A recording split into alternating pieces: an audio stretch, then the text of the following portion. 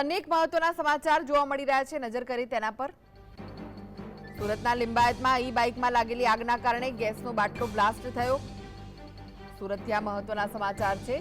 ગેસની bottle blast થતા 18 વર્ષની યુવતીનું મૃત્યુ થઈ ગયું છે। મહત્વના જે સમાચાર છે, ઘટનાની જાણ થતા ફાયર વિભાગે વૃદ્ધ સહિત 5 લોકોનું રેસ્ક્યુ કર્યું હતું, તો 18 વર્ષની યુવતી પણ મોતને ભેટી છે। સુરતના લિંબાયતની આ ઘટના, જ્યાં ઈ બાઇકમાં લાગેલી આગના કારણે ગેસની બોટલ પણ બ્લાસ્ટ થઈ હતી, જેના કારણે આગે વિકરાળ સ્વરૂપ ધારણ કર્યું। ગેસની બોટલ બ્લાસ્ટ થતા 18 વર્ષની યુવતીનું પણ મૃત્યુ થઈ ગયું છે, તો અનેક લોકો ઇજાગ્રસ્ત થયા છે। વૃદ્ધ સહિત 5 લોકોના રેસ્ક્યુ કરાયા છે। ફાયર વિભાગને જાણ કરવામાં આવી હતી અને આગ ઓલવવાની કામગીરી કરાઈ હતી, પરંતુ એક 18 વર્ષની યુવતી મોતને ભેટી છે।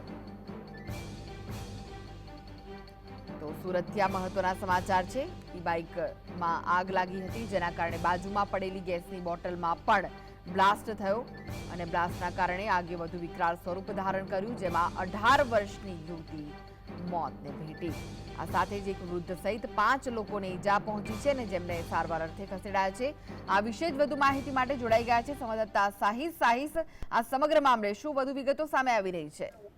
જે બિલકુલ લિંબાયત વિસ્તારની વહેલી સવારની ઘટના છે, જ્યાં ચાર્જિંગમાં મૂકવામાં આવેલી ઈ બાઇક બ્લાસ્ટ કરતા આગનો બનાવ સામે આવ્યો હતો, જ્યાં બાજુમાં જ મૂકવામાં આવેલા એલપીજી સિલિન્ડર બોટલમાં પણ આગ લાગી હતી અને જેથી એલપીજી સિલિન્ડર પણ બ્લાસ્ટ થતા સ્થાનિકોમાં ભયનો માહોલ સર્જાયો હતો। જો કે આગમાં 3 વ્યક્તિને ત્રીજા માળેથી રેસ્ક્યુ કરવામાં આવ્યા છે। એક મહિલા, બાળક અને ઉંમરલાયક વ્યક્તિને રેસ્ક્યુ કરવામાં આવ્યા હતા। સમગ્ર બાબતને જોતા આ મામલાને લઈને હાલ અપડેટ સામે આવી રહી છે, જેની અંદર 18 વર્ષની જે યુવતી હતી તે પણ આગની અંદર ઝપેટાઈ ગઈ હતી અને તેને સારવાર દરમિયાન મોત નીપજ્યું છે। હાલ તો 18 વર્ષની યુવતી જે છે તે મહિમા દોલારામ પિરાવી નામની જે યુવતી હતી તે હોસ્પિટલ ખાતે દમ તોડ્યો છે અને હાલ તેનું મોત નીપજ્યું છે।